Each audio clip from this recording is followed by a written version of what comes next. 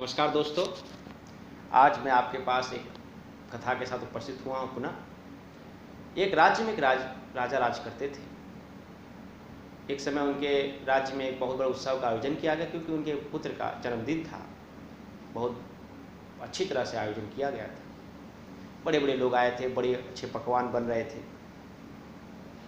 इसी बीच में राजा की नज़र महल के द्वार पर खड़े एक लड़के पर पड़ी। लड़का बड़ा दुखी था, बेचारा, उसके कपड़े उपड़े फटे हुए थे, बहुत गरीब लग रहा था बेचारा। राजा को बड़ा दया आई।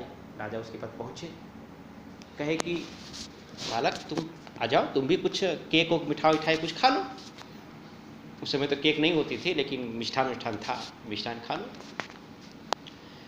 बालक ने कहा, नहीं महाराज, मुझे कुछ काम दे दीजिए, मैं कुछ काम को करूँगा और जो आप मुझे मेहताना देंगे मैं उसको लेकर चला जाऊँ।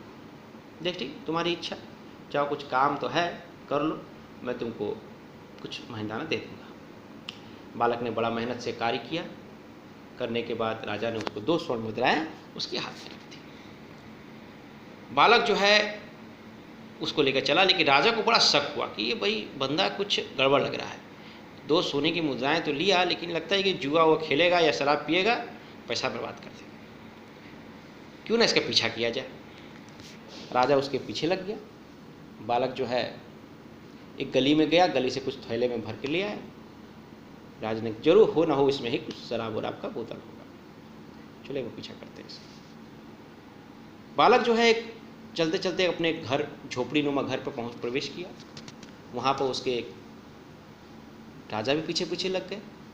राजा ने खिड़की से देखा कि एक बुजुर्ग आदमी बिस्तर पर पड़ा हुआ खांस रहा था। बालक पहुँचा, वो बुजुर्ग आदमी उसका पिता था, ऐसा प्रतीत हुआ। तो उस लड़के ने थैले में से जानते हैं क्या निकाला? उसमें दवाई निकाली, कुछ भोजन निकाला, अपने पिता को खिलाया और कहा, पिताजी लीजिए, दवा खा लीजिए और भोजन कर लीजिए, आप स्वस्थ हो जाइए। राजा इस चीज़ को देखे, उनकी आंखें नम हो गई। वो घर पर प्रवेश किए। बालक ने तुरंत महाराज को पहचान लिया और उनको अपने घर पर प्रवेश के लिए आमंत्रित किया। बालक का पिता महाराज को बहुत धन्यवाद देने लगा। महाराज, आप बहुत दयावान, बहुत धनी हैं, आप बहुत धनी बने रहें। आपने मेरे पुत्र को बहुत ही 2 स्वर्ण मुद्राएं देकर उसका बड़ा उपकार किया है। राजा ने कहा, नहीं महानुभाव, धनी तो आप हैं, मैं तो आपके सामने कुछ नहीं हूँ। आपने तो अपने पुत्र को ऐसा धन दिया है जो मैं भी अपने पुत्र को कभी नहीं दे पाऊँ। आपने अपने पुत्र को संस्कार नामक धन दिया है।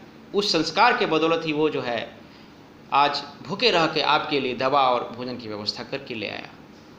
मुझे आप पे, पुत्र पे और आप पे, दोनों पे गर्व है।